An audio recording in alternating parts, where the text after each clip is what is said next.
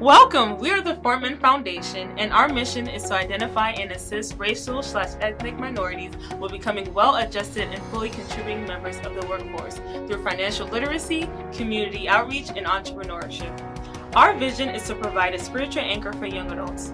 Throughout this series, you will have a 5-minute video summary of each of our Gear Up articles that will touch on different topics pertaining to the young adults, which include financial freedom, spiritual disciplines, mental health, relationships, and eternal perspectives. Now, let's dive right into it. Yeah, you ready to go? Yeah. Oh, wait, I'm getting a call. Hello?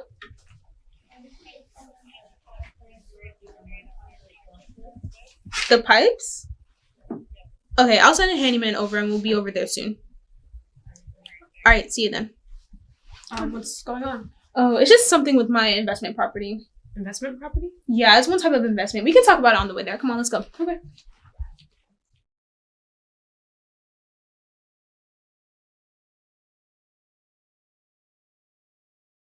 Hi, my name is Abera Okoye, and today we're going to be looking at Financial Freedom Lesson 4, How to Avoid Bad Debts.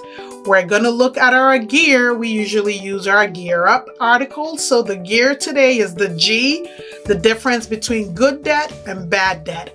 And then we're going to look at our E, being an emotional borrower, A, how to avoid bad debts, and R, how to raise your credit score.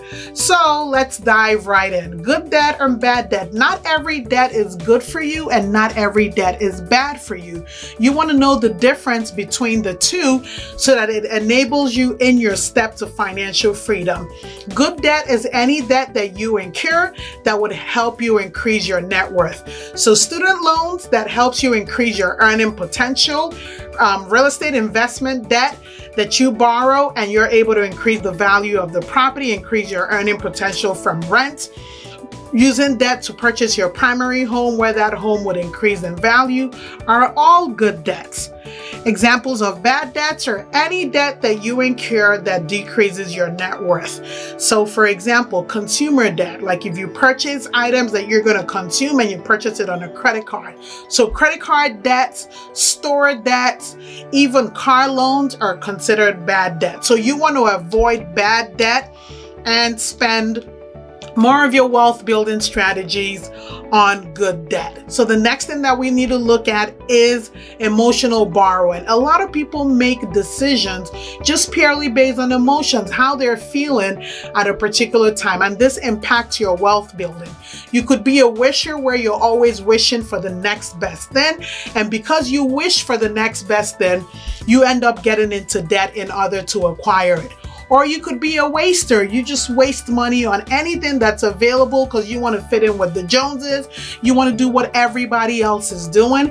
And that impacts your ability to have financial freedom.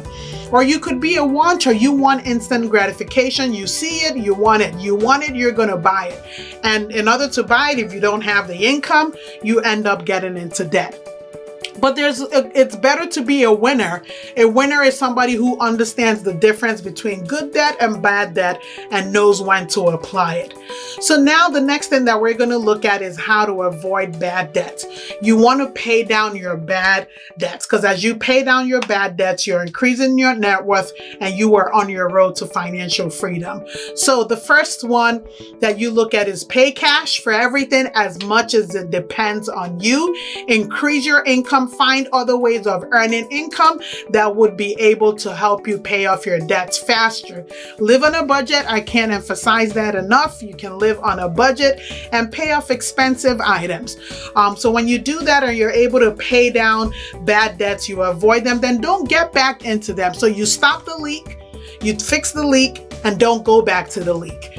And then the last thing that we're going to look at is how to raise your credit score. It's important to understand that having good credit with low debt would make you look very attractive to lenders who would be able to lend good debt that helps you increase your net worth. So there are several steps that you can take to increase your credit score and to lower your debt. So just make sure that you're looking at these various items so that you can increase your credit score. So having a good credit, by having a good credit score and having a lower debt makes you very attractive to a lender.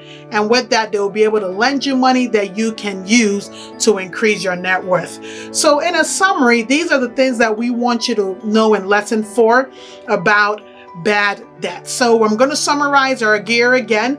Good debt and bad debt, that's your G. You need to know the difference. Avoid bad debts by paying cash, increase your income, live on a budget, and pay off expensive items.